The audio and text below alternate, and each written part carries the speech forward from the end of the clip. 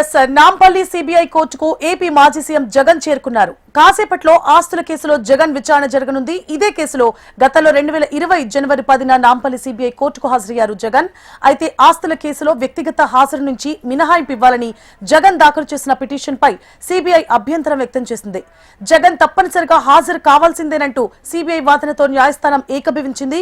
దీంతో దాదాపు 6 ఏళ్ల తర్వాత ఇవాళ మళ్లీ నాంపల్లి కోర్టులో వ్యక్తిగత విచారణకు జగన్ హాజరయ్యారు. మరోవైపు జగన్ విచారణ నేపథ్యంలో నాంపల్లి సిబిఐ కోర్టుకు జగన్ అభిమానులు, వైసీపీ కార్యకర్తలు భారీగా చేరుకుంటున్నారు. ఈ నేపథ్యంలో నాంపల్లి సిబిఐ కోర్టు దగ్గర భద్రత కట్టుదిట్టం చేశారు.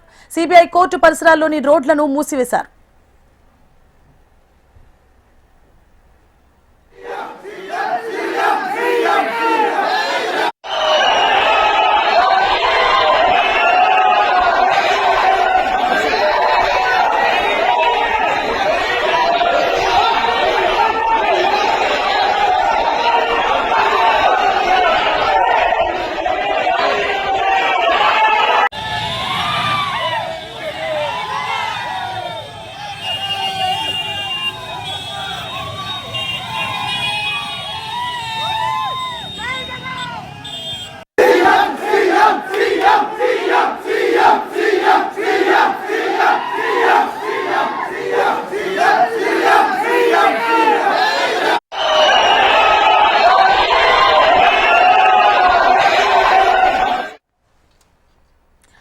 నాంపల్లి సిబిఐ కోర్టుకు ఏపీ మాజీ సీఎం జగన్ చేరుకున్నారు. కాసేపట్లో ఆస్తుల కేసులో జగన్ విచారణ జరగనుంది.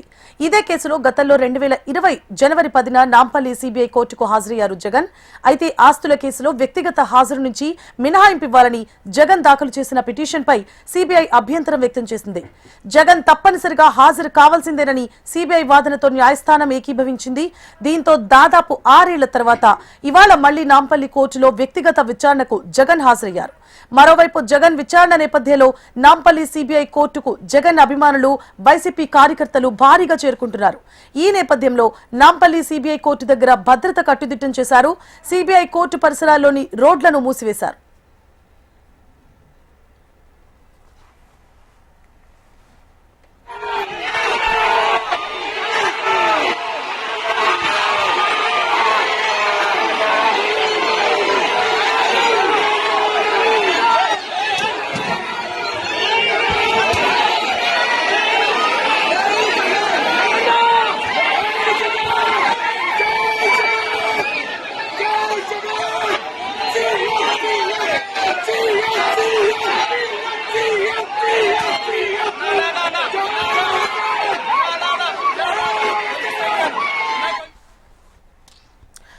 నాంపల్లి సిబిఐ కోర్టుకు ఏపీ మాజీ సీఎం జగన్ చేరుకున్నారు. కాసేపట్లో ఆస్తుల కేసులో జగన్ విచారణ ఎదుర్కోబోతున్నారు. ఇదే అంశానికి సంబంధించి పూర్తి డీటెయిల్స్ ని మా ప్రతినిధి గోవింద్ లైవ్ లో అందించడానికి సిద్ధంగా ఉన్నారు. గోవింద్,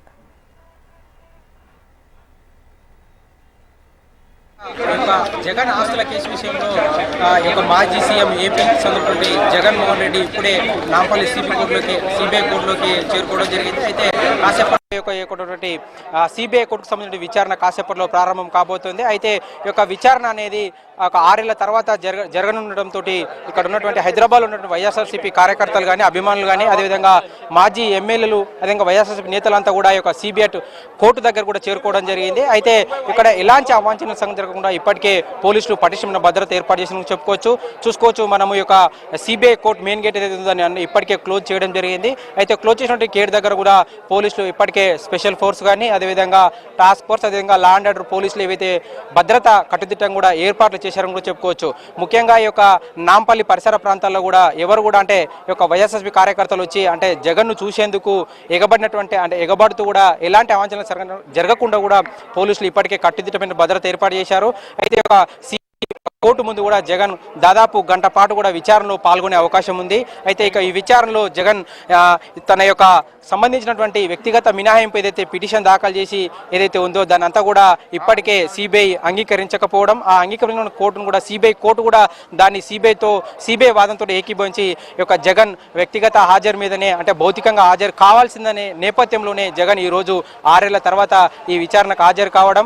అయితే గతంలో అంటే చివరిసారిగా కూడా 2020 జనవరి 10న కూడా జగన్ చివరిసారిగా ఈ యొక్క సిబిఐ కోర్టు ముందు హాజరు కావడం, దాని తర్వాత కూడా ఈ యొక్క నవంబర్ అంటే 13 తప్పకుండా కూడా ఈ యొక్క విచారణ హాజరు కావాల్సినటువంటి జగన్ యొక్క యూరోప్ పర్యటన, అంటే ఇటీవల యూరోప్ పర్యటనలో భాగంగా కూడా తనకు సమయం కావాలని కోరినప్పటికీ అయితే సిబిఐ కోర్టు కూడా ఈ యొక్క నవంబర్ 21 అంటే రేపటితో కూడా గడువు ప్రకటించి, అంటే నవంబర్ 21 లోపు కూడా విచారణకు హాజరు కావాలని జగన్కు అంటే సిబిఐ కోర్టు ఆదేశించినప్పటికీ కూడా జగన్ రేపు రావాల్సినటువంటి హాజరునకు ఒకరోజు ముందుగానే ఈ రోజే హాజరు కావడం కూడా కొంతవరకు కూడా చర్చనీయాంశం కూడా చెప్పుకోవచ్చు. అయితే జగన్ దాదాపు గంట పాటు విచారణ జరిగిన తర్వాత కూడా నేరుగా లోటస్ పండుకు చేరుకొని అక్కడ నుంచి కూడా ఈ యొక్క బెంగళూరుకు, అంటే 3:30 ప్రాంతంలో కూడా బెంగళూరుకు రోడ్డు మార్గాన వైఎస్ జగన్ చేరుకుంటున్నట్టు కూడా ఈ యొక్క జగన్ షెడ్యూల్ని బట్టి కూడా మనం చర్చించుకోవచ్చు. అయితే ప్రస్తుతానికి అయితే చూస్తున్నాము సిబిఐ కోర్టులో కూడా ఇక్కడ ఉన్నటువంటి వాతావరణం అంతా కూడా ప్రశాంతంగా పోలీస్ భద్రత వలన కూడా ఈ యొక్క సిబిఐ జగన్కి సంబంధించిన విచారణ కొనసాగడం కూడా చెప్పుకోవచ్చు.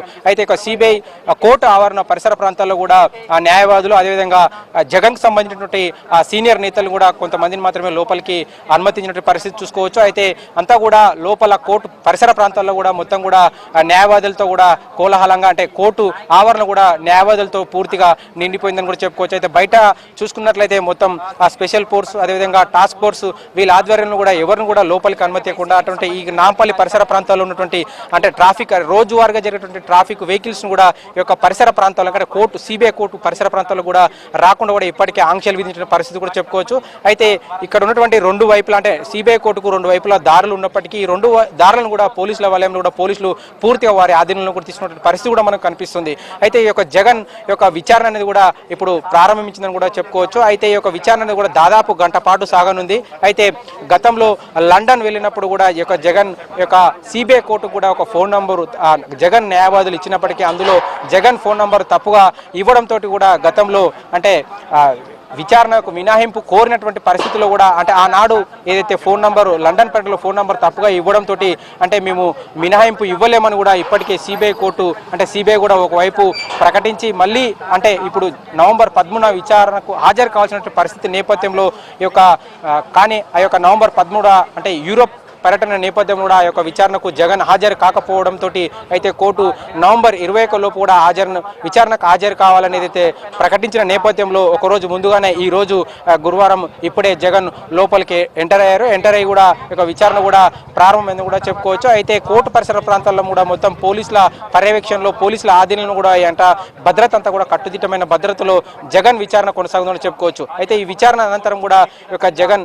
హైదరాబాద్ లోటస్ పాండ్లోని తన నివాసానికి నివాసానికి చేరుకున్న తర్వాత కూడా కొద్దిసేపు అక్కడ లంచ్ తర్వాత కూడా దాదాపు 3:30 ప్రాంతం కూడా వైఎస్ జగన్ బెంగళూరుకి వెళ్లే పరిస్థితులు కూడా మనకు కనిపిస్తా ఉన్నాయి. అయితే గతంలో అంటే వైఎస్ జగన్మోహన్ రెడ్డి 6 ఏళ్ల తర్వాత కూడా, అంటే గతంలో ఆంధ్రప్రదేశ్ రాష్ట్ర సీఎంగా ఉన్నటువంటి జగన్మోహన్ రెడ్డి ఆనాడు పరిపాలన సౌలభ్యం కోసం కానీ అదంటే సీఎంగా రాష్ట్రాన్ని పరిపాలించిన నేపథ్యంలో కూడా అక్కడ ఉన్నటువంటి పథకాలు అంటే ల్యాండ్ అండ్ రాష్ట్రాన్ని అంతా కూడా పరిపాలించిన నేపథ్యంలో కూడా, అంటే ఈ యొక్క విచారణ నేపథ్యంలో కూడా కోర్టుకు హాజరు కానని ఏదైతే పిటిషన్ దాఖలు చేశారో ఆనాడు కూడా సిబిఐ కోర్టు కూడా అనుమతించిన నేపథ్యంలో ఆ యొక్క 5 ఏళ్ల కాలం కూడా జగన్ హాజరు కాకుండా ఏదైతే ఉందో అదంతా కూడా ఆ తర్వాత కూడా మొదటిసారిగా కూడా ఈ రోజు విచారణకు హాజరవుతున్న నేపథ్యంలోనే ఈ విధంగా కూడా హైదరాబాద్ ఉన్నటువంటి వైఎస్